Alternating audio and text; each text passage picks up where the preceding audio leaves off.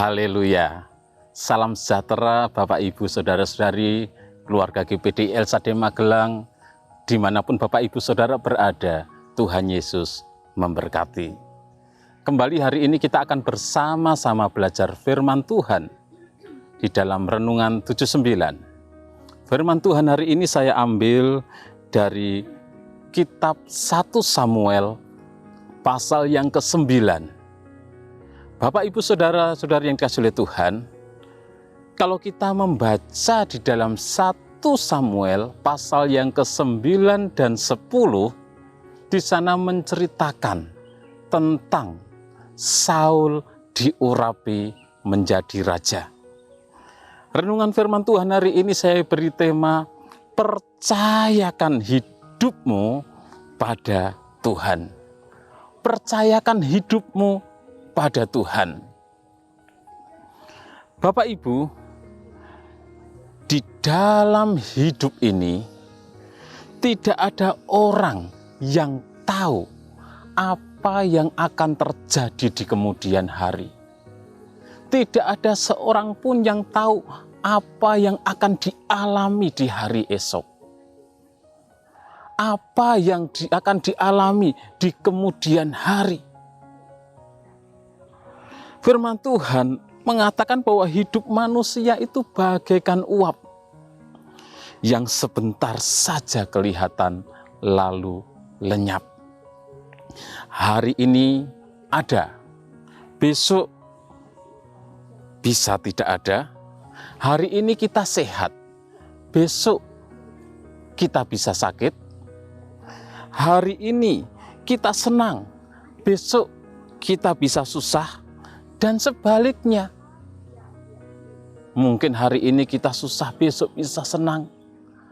Hari ini kita berkelimpahan, besok bisa berkekurangan, dan sebaliknya.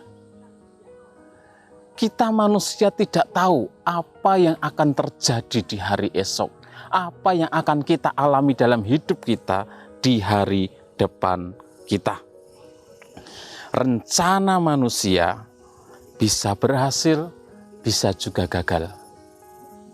Di dalam Yakobus 4 ayat 14 dikatakan bahwa sedang kamu tidak tahu apa yang akan terjadi besok.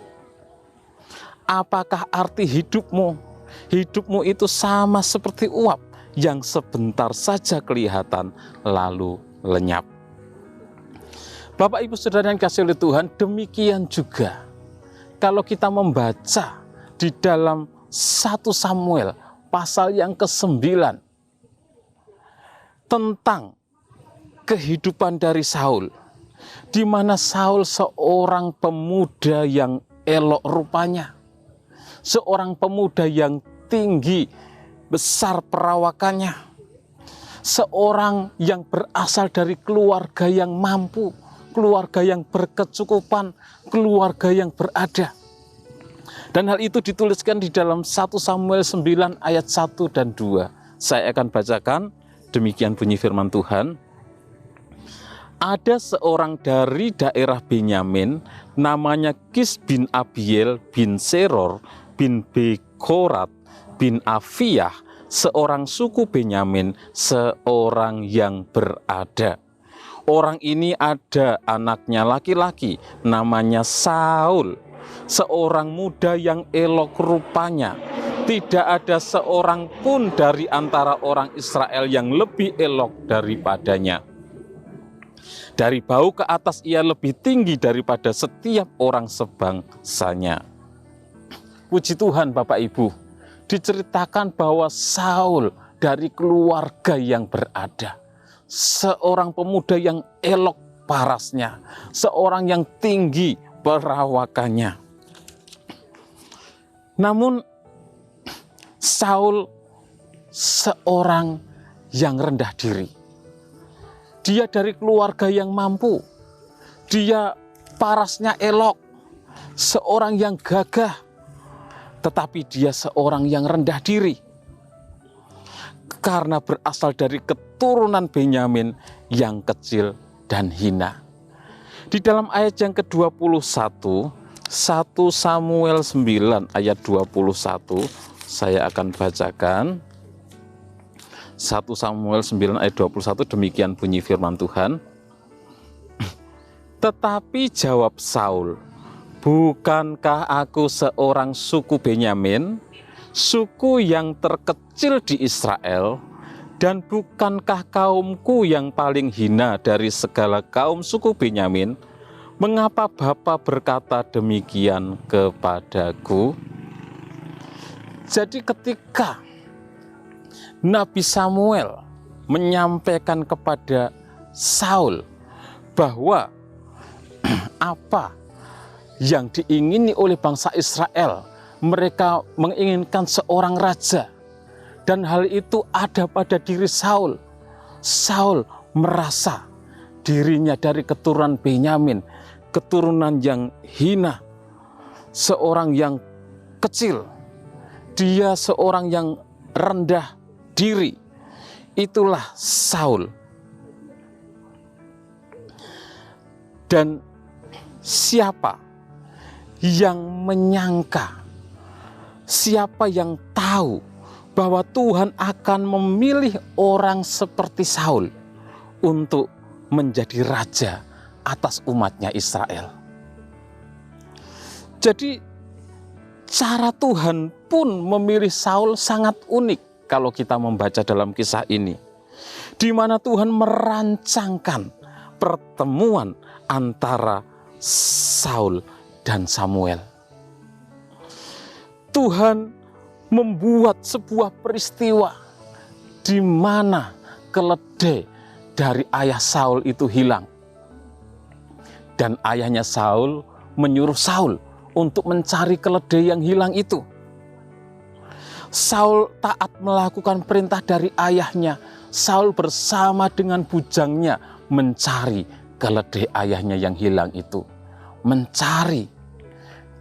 Dan setelah beberapa hari tidak menemukan, maka Saul dia mengajak bujangnya untuk pulang, untuk kembali kepada ayahnya. Karena ketika beberapa hari mencari dan keledainya belum diketemukan, Saul berpikir nanti ayahnya akan sangat merindukan Saul, akan sangat mengkhawatirkan Saul karena beberapa hari tidak pulang, sehingga Saul mengajak bujangnya untuk pulang. Dan kita membaca dalam 1 Samuel pasal yang ke-9, bujangnya memberikan usul kepada Saul, mengajak Saul untuk datang kepada seorang abdi Allah, datang kepada seorang hamba Tuhan, hamba Allah, untuk mencari petunjuk kepada hamba Tuhan tersebut. Di dalam 1 Samuel pasal yang ke-9 ayat 5 dan 6 dikatakan, ketika mereka sampai ke tanah Suf, berkatalah Saul kepada bujangnya yang bersama-sama dengan dia, mari kita pulang, nanti ayahku tidak lagi memikirkan keledai-keledai itu, tetapi khawatir mengenai kita. Ayat 6 dikatakan, tetapi orang ini berkata kepadanya, tunggu, di kota ini ada seorang abdi Allah, seorang yang terhormat. Segala yang dikatakannya pasti terjadi. Marilah kita pergi ke sana sekarang juga. Mungkin ia dapat memberitahukan kepada kita tentang perjalanan kita, tentang perjalanan yang kita tempuh ini. Bapak, Ibu, Saudara yang dikasihi Tuhan, akhirnya Saul bersama dengan bujangnya, mereka datang kepada seorang abdi Allah, hamba Tuhan, untuk menanyakan, meminta petunjuk. Dan pada saat yang sama Tuhan mengutus hamba Tuhan tersebut, yaitu Samuel, dengan tujuan yang jelas, yaitu untuk mengurapi Saul menjadi raja.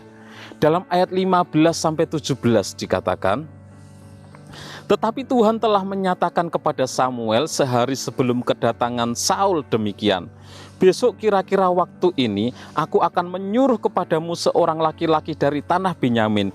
Engkau akan mengurapi dia menjadi raja atas umatku Israel, dan ia akan menyelamatkan umatku dari tangan orang Filistin. Sebab aku telah memperhatikan sengsara umatku itu, karena teriakannya telah sampai kepadaku. Dan Samuel ketika berjumpa dengan Saul, Samuel memberikan penghormatan kepada Saul. Di dalam ayat yang ke-19, di mana Samuel menyuruh Saul berangkat terlebih dahulu, naik ke sebuah bukit. Dan di atas bukit, Samuel mengadakan perjamuan dengan 30 orang. Dan Saul diberi tempat yang terhormat dalam suatu perjamuan tersebut. Bapak Ibu Saudara yang kasih oleh Tuhan, dan di dalam 1 Samuel pasal 10 ayat yang pertama, di sana Samuel mengurapi Saul menjadi raja Israel. Bapak Ibu Saudara yang kasih oleh Tuhan, seringkali dalam hidup ini kita merasa kecil, kita merasa lemah, kita merasa tidak punya apa-apa, kita merasa tidak bisa apa-apa. Dan hal itu membuat kita bertanya, apakah yang akan terjadi dalam diriku di kemudian hari?